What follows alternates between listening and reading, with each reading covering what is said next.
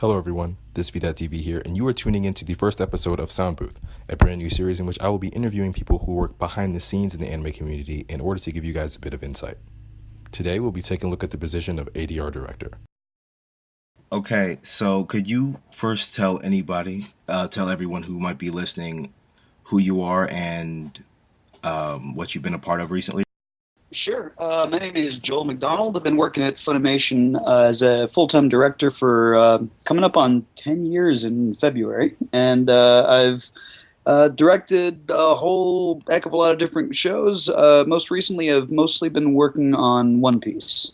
This is a show where I want to give people that don't exactly know exactly what goes on behind the scenes a little bit of insight. So you work as an ADR director for a lot of different shows, but I don't think a lot of people know what that is. So could you tell everyone what exactly is an ADR director? Yeah, well, that's a loaded question. There's a lot in there. Basically, anything that is produced in Japan, whether it be, well, not even really Japan, I mean, just any foreign country, mostly Japan, but anything that's produced over there that we want to bring to an American market, I fall into the middle of the process. So, first the company acquires the property, we get the direct translation that is approved by the licensor.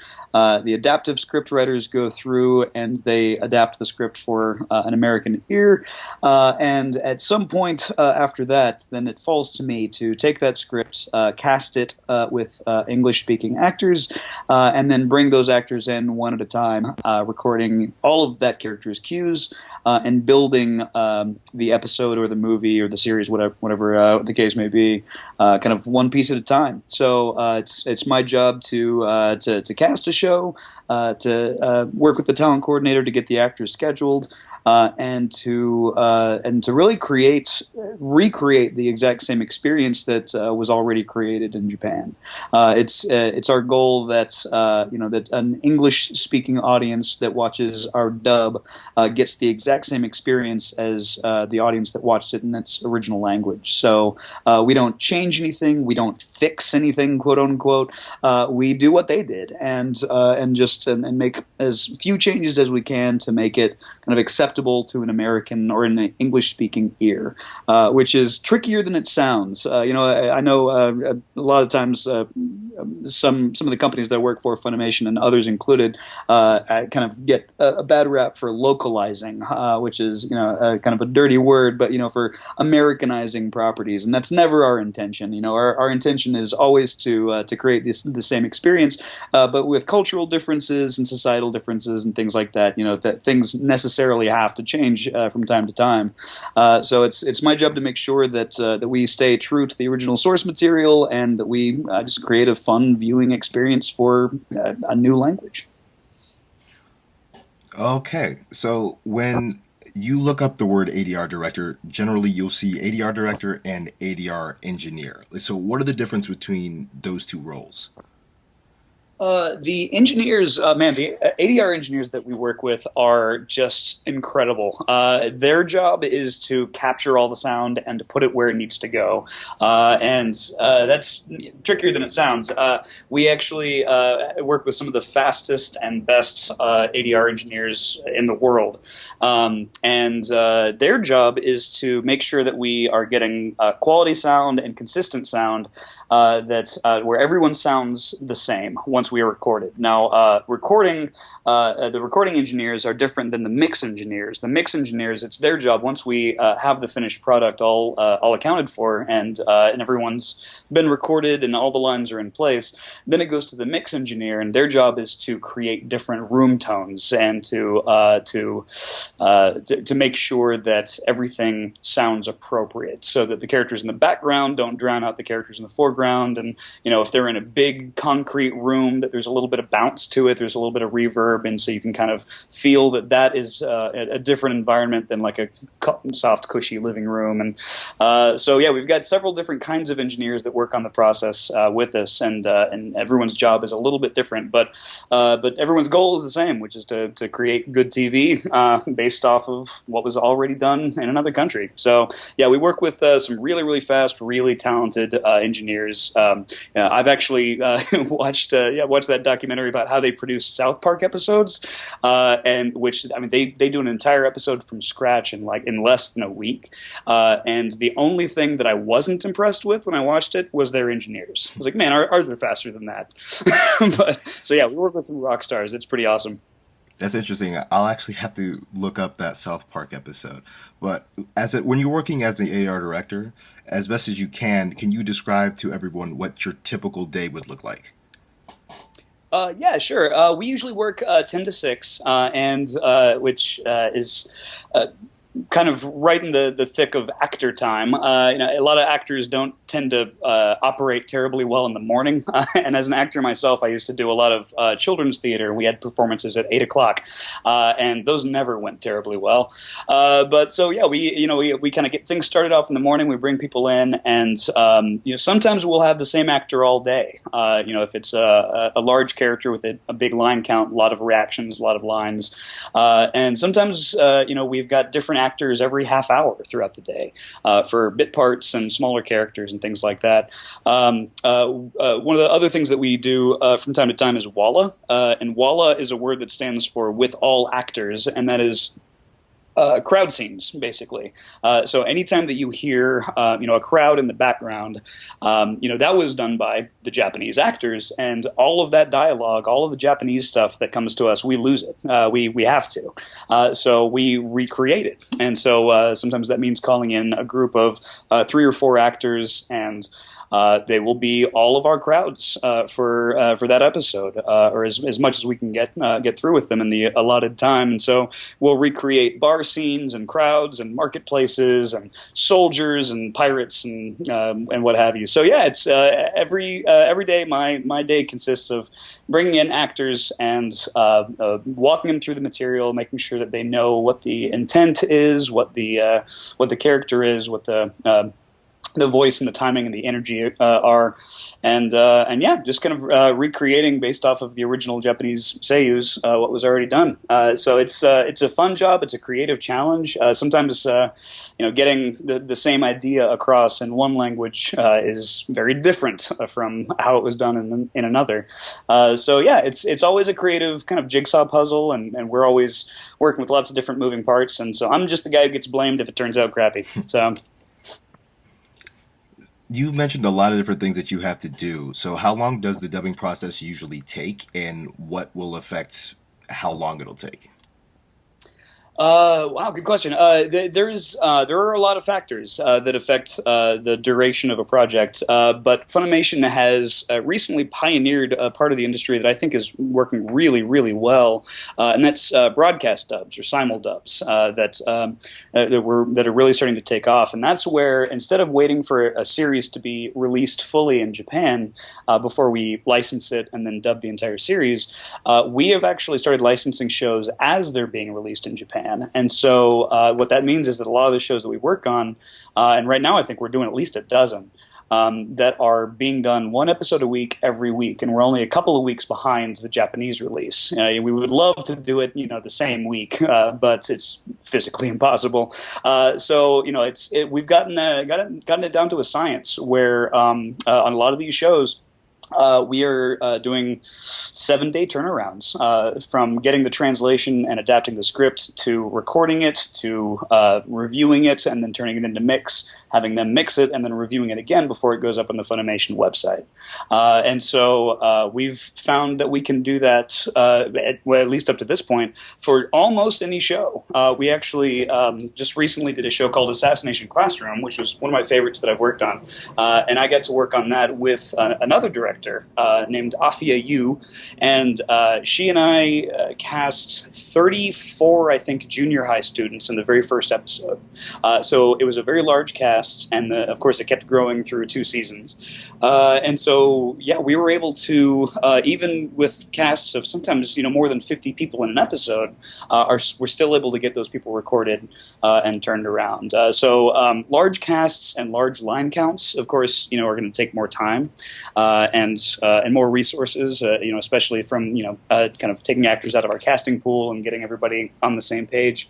But we tried it out. The first shows that we tried it on were Psychopath Season 2, which Zach Bolton directed, and Laughing Under the Clouds, which I directed. And we picked Psychopaths to do these kind of test runs on because it was an established show. The first season had already been done and the cast was set. And so they knew their characters. They were able to work quickly. And then Laughing Under the Clouds was a relatively small cast. And so we just kind of wanted to see where we could kind of buy ourselves some time and what we needed to not try to skimp on. And so, yeah, we just kind of used those 2 shows as kind of a testing ground to kind of see where our time needed to be best spent. And that was actually, it wasn't even brand spanking new with those 2 shows because we had done something very similar with Space Dandy, which is a Watanabe project. If you haven't seen it, you have to. It's my favorite thing I've ever worked on. It's amazing. But we were actually, the English dub actually aired before the original Japanese. And so we were doing our dubbing just within days of when they had finished the episode. Sometimes before. Sometimes we were getting episodes that hadn't been completed as far as the animation. And so we've really, really learned how to hedge our bets, kind of, make sure that we've always, got actors available that, can handle anything and just kind of take it and run with it. And we've got, luckily, we've got one of the best casting pools and talent pools that I've ever seen. The Texas or the Dallas area in Texas is just dripping with actors, and all of them have this incredible go-get-em attitude. And so far, we have not seen a single show or a single episode that we haven't been able to turn around quickly and without losing quality. And it's a challenge. There's a lot of late nights, a lot of long weeks, but it's a lot of fun. We all love it. I mean, it's creative and it's challenging, but we just have a blast. You've worked on a large variety of anime from different genres like Assassination Classroom, Dead May Wonderland, Spice and Wolf, Level E. Does the type of show that you're directing affect how do you direct it? And if it does, how? Man, these are awesome questions. The style of a show is going to affect how I direct it. Now, I'm a very different director than all of the other directors that we've got on staff at Funimation. There are lots of them. I think definitely over a dozen at this point. But me personally, if I'm working on a comedy, it's definitely going to be a lot different than if I'm working on a drama. Like one of my favorite shows that I've ever worked on is Sergeant Frog, which is amazing. It's really, really fun. It's kind of wacky and goofy. It's about space frogs. It's awesome. The original Japanese relied a lot on, of course, Japanese comedy, which is patently different than American comedy. And it also relied heavily on the use of Japanese pop culture references. And so when we were working on it, we adapted it probably more than some of the fans appreciated. Most people loved it, but a lot of people, a handful of people really wanted to see the Japanese jokes. After a lot of kind of table work and going back and forth, we decided that we needed to make some changes to keep the feel of the show the same. And we wanted to have that fresh comedy. And so where there were Japanese pop culture references, we put in American pop culture references. Because a joke that you've heard before isn't funny. And so these were new jokes. It was, I still go back and watch the Japanese. It's an incredible show. I love it. But the American show is different, but the same. And so when I was working on that, I encouraged a lot of improvisation with my actors. I wanted to kind of play around. I wanted to find the humor wherever it was. And then if it was an appropriate moment where they had humor in the Japanese, then of course we would keep it.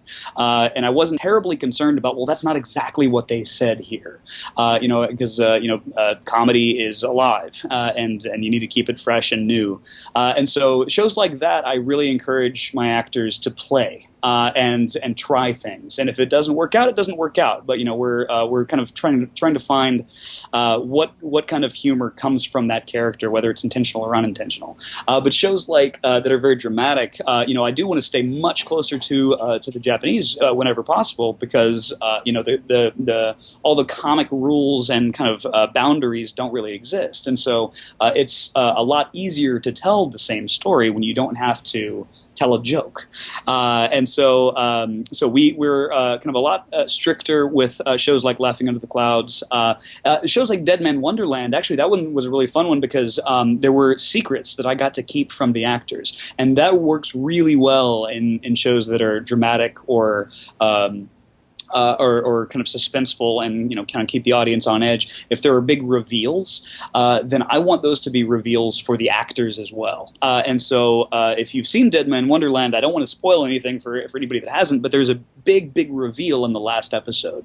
There's a character that's introduced early on that massacres a bunch of children, and then in the last episode we get a hint at who that might be. And like I said, I don't want to give anything away, but I kept that secret from my actors, all of them. And so the actor that there's an actor that never realized who the murderer was until the last episode.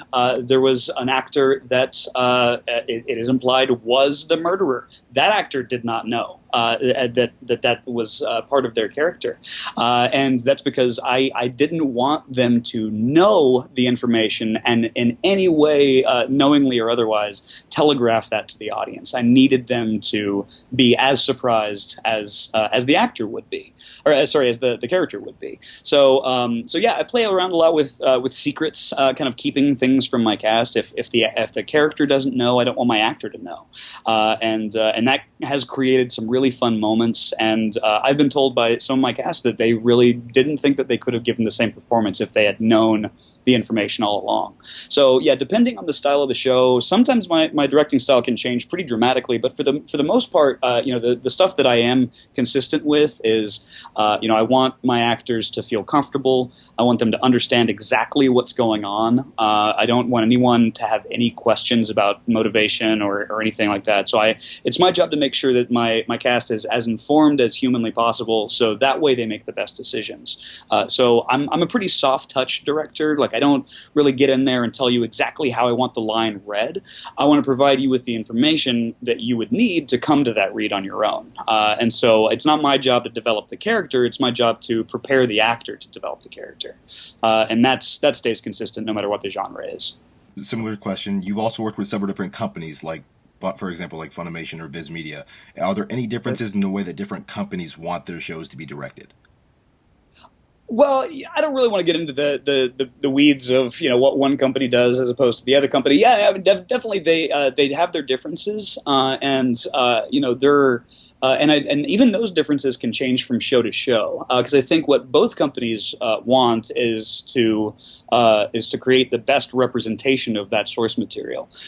So the way that each company might go about it might change, but the goal is ultimately the same, which is to recreate, to kind of catch lightning in a bottle again. To take a show that already exists and then make that show available and understandable and accessible to an audience that does not speak that original language. And that's, I don't even know if it's easier than it sounds, because it doesn't sound easy, and it's not.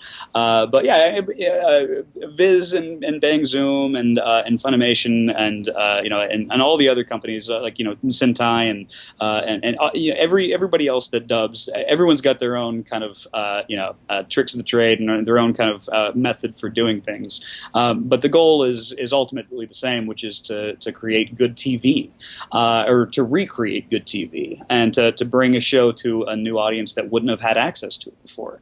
I used to work a lot in the theater, and I've seen Shakespeare performed in several different languages, and does it change the show? To a certain extent, absolutely. But the ultimate feeling of the show and the direction of it, and how it connects with the audience, ideally should be the same.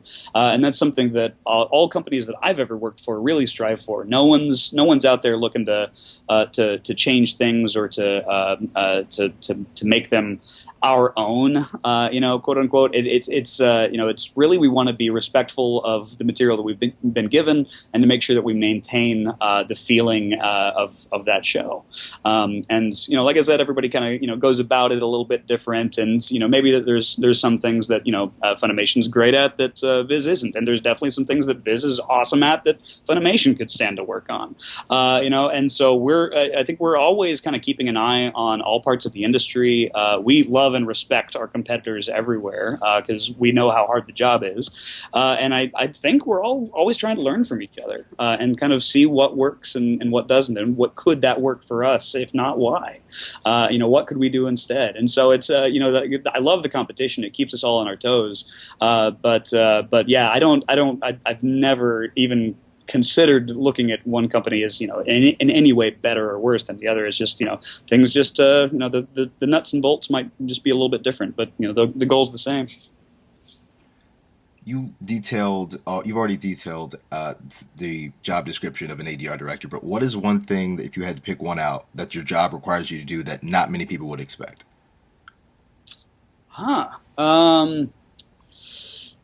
My job requires, actually, working on One Piece specifically, and in a lot of shows, my job requires me to think of actors in ways that they don't necessarily think of themselves. Like I love to get demo reels from actors, and I love to talk to actors about kind of what's in their wheelhouse and what voices they can do and what things they're comfortable with.